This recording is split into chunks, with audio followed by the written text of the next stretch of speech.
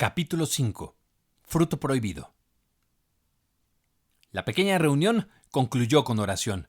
Después de haberse levantado de rodillas, Marión, con una prisa bastante descortés, apresuró a su reacia protegida, murmurando algo sobre el viento del este y sobre no mantener a la señorita Edith afuera hasta tarde.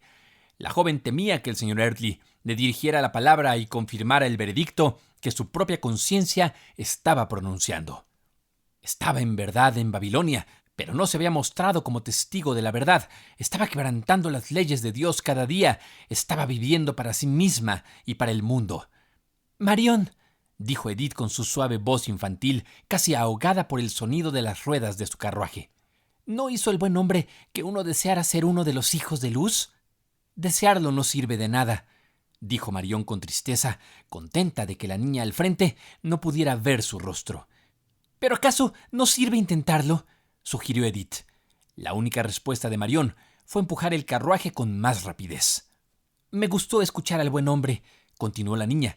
«Aunque no pude entender la mitad de lo que dijo, no puedo imaginar cómo podemos ser exiliados en Babilonia, porque nunca vinieron hombres crueles a llevarnos lejos de nuestro hogar. ¿Entendiste eso, Marión?» La joven no quiso responder, así que Edith, después de esperar un momento, continuó. «Me gustó cuando el clérigo se arrodilló, juntó sus manos y pronunció esa hermosa oración, pidiéndole a Dios que nos diera su gracia. ¿Crees que él quiso pedir que se diera también a una niña pequeña como yo? Un niño puede hacer lo correcto o lo incorrecto como cualquiera», dijo la criada, cuyo corazón añadió lo que su voz no pronunció. «Si alguna vez conocí la gracia de Dios, fue cuando era una niña pequeña». Esta respuesta puso a Edith a pensar, y Marión también estaba pensando. La joven sirvienta se sentía muy infeliz. La sencilla plática en la cabaña había traído de manera forzosa a su mente muchas cosas que casi había olvidado. Así había hablado el señor Eardley al pie de la cama donde murió la madre de Marión, sobre una Jerusalén celestial, un hogar arriba. Toda la escena en la pequeña cabaña se levantó ante la vista mental de la joven. La cama baja y estrecha y la figura consumida sobre ella, la delgada mano descansando sobre la colcha de harapos, la primera prímula de la primavera en una taza rota. Marión había traído la flor para alegrar los ojos moribundos que ya no volverían a ver los campos verdes. La memoria evocó la mirada de simpatía con la que el señor Eardley había considerado a la sufriente y el tono suave y gentil de su voz mientras leía dulces palabras de consuelo de la Biblia que descansaba sobre su rodilla, mientras la luz del sol se derramaba sobre la página. Marión recordaba aquel tiempo de tribulación casi con sentimientos de nostalgia. Había estado muy infeliz entonces, pero ¿era más feliz ahora? ¿No había conocido más paz en aquella humilde cabaña que en el castillo de Lestrange? ¿No era el camino estrecho más seguro de recorrer que el ancho en el que había entrado? La conciencia de Marión había sido perturbada. La joven sirvienta había estado demasiado dispuesta a creer que debía hacer lo que hacían sus compañeros, que era inútil soñar con actuar de manera diferente al resto de un hogar impío, que era demasiado joven para mantenerse aparte por sí misma y que al seguir a la multitud no podía estar tan equivocada. Pero Marión acababa de escuchar ese peligroso error refutado a partir de la historia bíblica. Daniel había vivido entre pecadores, aborreciendo y evitando su pecado. Todos los lujos y tentaciones de Babilonia no lo habían apartado de su Dios. No había seguido el camino común. No había viajado con la multitud. Incluso en su juventud, él y sus amigos cautivos habían desafiado las burlas y reproches de los hombres. Mientras Marión pensaba en su fe, un deseo cruzó su mente, que ella también pudiera caminar en la senda de esos hijos de luz. Pero entonces se estremeció ante el costo. ¿Qué? ¿Renunciar a sus placeres mundanos, a los halagos y elogios que tanto amaba? ¿Dejar de lado su vanidad, su amor por la apariencia, ser escrupulosamente honesta donde nada sería extrañado y veraz donde la verdad era considerada como una tontería? No, el sacrificio era demasiado grande. Marión preferiría arriesgar su alma antes que hacerlo. Sus dolorosas reflexiones fueron interrumpidas por la pequeña heredera, cuya mente había estado divagando en la nueva dirección que había tomado, aplicando la historia de los 4 jóvenes judíos a aquellos entre quienes vivía y preguntándose si algo en la tierra podría inducir a la señora Bateman a ayunar por un día con solo legumbres y agua. «Marión», dijo. ¿Crees que la señora Holditch es una de las hijas de Luz? ¿Cómo podría saberlo?, respondió la joven que, olvidando el viento del este y el frío, estaba empujando su carruaje por el césped en lugar de ir directamente al castillo. Parece tan buena y habla de cosas santas y dice que nunca deberíamos tener miedo, pero, añadió Edith con un poco de duda, no se ve feliz ni alegre, como uno de los hijos de Luz. El clérigo dijo que ellos siempre deben regocijarse, ¿no es así? Pero incluso su sonrisa es triste y su frente tiene tantas líneas y arrugas. Me temo que no es feliz, aunque vive en esa dulce cabañita. Tal vez su esposo la trate mal, sugirió Marión, contenta de cambiar el rumbo de sus pensamientos por medio del chisme sobre otros. ¿Tú crees?, dijo Edith, con una expresión de inocente asombro. Él no se ve para nada como alguien que haría eso. Si no es eso, no sé qué la puede preocupar, dijo Marión. Tiene una cabaña excelente, un buen salario, un trabajo fácil y un hijo con el par de ojos azules más alegres que jamás he visto. Pero tal vez se queje por todo. Hay gente que no puede vivir sin una queja, y si no encuentran una, la inventan. Había más verdad en la observación de Marión sobre Rebeca de lo que ella misma o la aludida podían imaginar.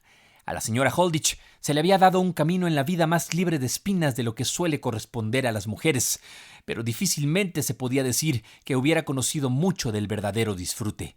Rebeca había sido hija única y muy consentida, el ídolo de su padre viudo. En su hogar, sus afectos habían sido fomentados, se habían implantado principios elevados y se le había dado una dirección correcta a su mente.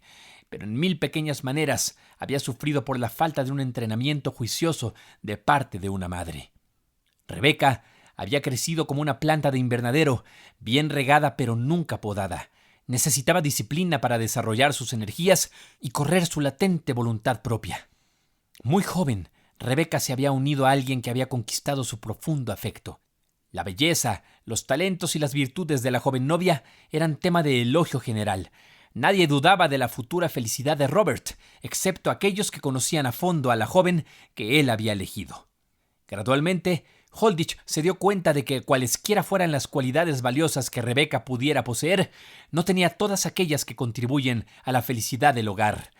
Él, puntual como un reloj, tenía una esposa que siempre llegaba tarde. Él, dotado con un sentido innato del orden, se sentía molesto por el descuido y la falta de cuidado que ahora prevalecían en su hogar. Un espíritu valiente, alegre y resuelto, que había superado muchas pruebas, apenas podía entender el temperamento nervioso, casi melancólico, de alguien que nunca había conocido un gran dolor. Robert había comenzado su vida matrimonial con la determinación de hacer feliz a su esposa, y se sorprendía y decepcionaba al descubrir que hacerlo no estaba en su poder. Irritado por su mala gestión de los asuntos del hogar, su pereza y su falta de método, el esposo había ejercido su autoridad para corregir las fallas que veía. Rebeca estaba casi con el corazón roto cuando vio la primera sombra de disgusto en el rostro de su esposo. Su primera palabra de reproche cortó su naturaleza sensible hasta lo más profundo. Habría sido saludable ese dolor si la hubiera hecho esforzarse por romper con los hábitos de años y dedicarse resueltamente a la tarea de aprender a satisfacer los deseos razonables de su esposo. Pero, o bien los hábitos eran demasiado fuertes, o su resolución demasiado débil, o Rebeca creía que sus fallas eran tales que podían ser pasadas por alto o perdonadas. En lugar de hacer un esfuerzo valiente y alegre por mejorar, Rebeca casi se enfermaba de tanto llorar al pensar que había disgustado a su esposo, y la vista de sus lágrimas le causaba a Robert un dolor muy parecido al remordimiento. Había sido demasiado duro con ella, había esperado demasiado. La conciencia podía estar satisfecha, pero el afecto persistía en hacer la pregunta. Varias veces se renovó la pequeña lucha doméstica. Siempre terminaba en lágrimas por parte de la esposa, pero no en reforma.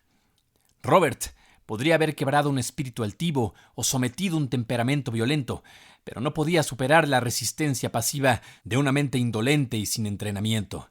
Finalmente, abandonó el intento en desesperación.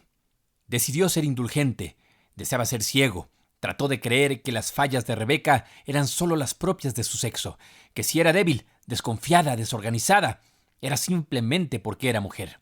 Tan raramente ahora una palabra impaciente traicionaba el desagrado del esposo, que Rebeca apenas tenía idea del constante desafío que sus debilidades imponían. Un desafío no menos real, porque su presión era constante y por lo general soportada en silencio. Ella poco adivinaba cuán lejos estaba la aquiescencia de la aprobación, o cuántas pequeñas e imperceptibles maneras tenía de desmoronar la comodidad de alguien más querido para ella que la vida misma. La abnegación requerida de Rebeca era muy diferente de aquella que Marión evitaba. No tenía pasiones fuertes que vencer, ni placeres pecaminosos que abandonar. Era una mujer gentil, amorosa y de mente pura, a quien la calumnia misma no podría herir, pero aún no había aprendido la plena extensión del deber cristiano, adornando el Evangelio en todas las cosas, no perezosos en lo que requiere diligencia, sirviendo al Señor. Romanos 12:11. La pequeña heredera y su doncella regresaron ahora al castillo. Cualquier escrúpulo que pudiera haberse suscitado en la mente de Marión por la plática se desvaneció, pues al entrar en la habitación, la señora Bateman vino sonriendo a recibirla con un pequeño plato de fresas en la mano. El ver tales frutas en esa temporada hizo que la joven soltara una exclamación de sorpresa. «¡Vaya! ¿De dónde pudieron salir estas?», exclamó. «Del invernadero, por supuesto», dijo la señora Bateman. «Están hechas para la reina». «¿Y son para nosotras o...?» La joven miró naturalmente hacia la heredera. «Ford las trajo. Tú sabes bien por qué las trajo y para quién quería conseguirlas», dijo la señora Bateman con un gesto y una mirada significativa que Marión respondió con una tonta risita consciente. «Dijo que lamentaba no poder darnos más, pero obtendrá 2 guineas por libra por lo que está enviando a Londres». «¿Le dará algunas a papá?», preguntó Edith, y la ingenua pregunta de si el dueño del castillo podría comer algo de la fruta de su propio invernadero hizo que Marión se echara a reír. La señora Bateman no pareció ver el chiste. «Digo yo», observó mirando fijamente a la doncella. «Las jarritas pequeñas tienen orejas largas y debemos tener cuidado con lo que hacemos ahora que esa mujer viene todos los días rondando la guardería. A la niña se le ha enseñado bien a no molestar a su padre con chismes, pero no se sabe qué podría lograr sonsacarle la esposa del mayordomo a la tonta criatura. Mira, niña», se volvió con un aire amenazante hacia la pobre Edith. «No quiero nada de tus parloteos ni tus cuentos con esa señora Holditch. Si le dices una sola palabra de lo que yo digo o de lo que hago, haré que el hombre negro venga a llevarte y...» La señora Bateman miró a su alrededor buscando algo que diera más fuerza a su amenaza. «Le retorceré el cuello a tu pajarito. ¡Eso haré!» «¡Oh, no! Por favor, no le hagas daño a mi pobre pajarito», suplicó la hija del baronet. «Entonces, mantén la boca cerrada. No hables tonterías y sigue con tu ABC. No queremos ningún cuento fuera de la escuela». La exhortación podría haber durado más, pero de repente se escuchó el sonido de un cuerno y el ruido de cascos abajo. «¡Es la cacería! ¡La cacería!», exclamó Marión, y como las ventanas de la guardería no tenían vista hacia el camino, ansiosa por ver los abrigos escarlata, la joven salió corriendo de la habitación. «Yo también quiero mirar», gritó Bateman. «No hay espectáculo más bonito, según mi opinión, que todos los caballos y perros». Y a un paso más lento, la nodriza siguió a su compañera más ágil. Edith, cuyo placer a ninguna de las dos se le ocurrió considerar, se quedó atrás con el plato de fresas. ¡Qué tentador! ¡Qué irresistiblemente tentador se veía el suave, rojo y delicioso fruto ante los ojos de la pequeña niña! ¿No podría atreverse a probarlas? 1 o 2 jamás serían extrañados. ¿No había dicho la misma Bateman que eran dignas de la reina?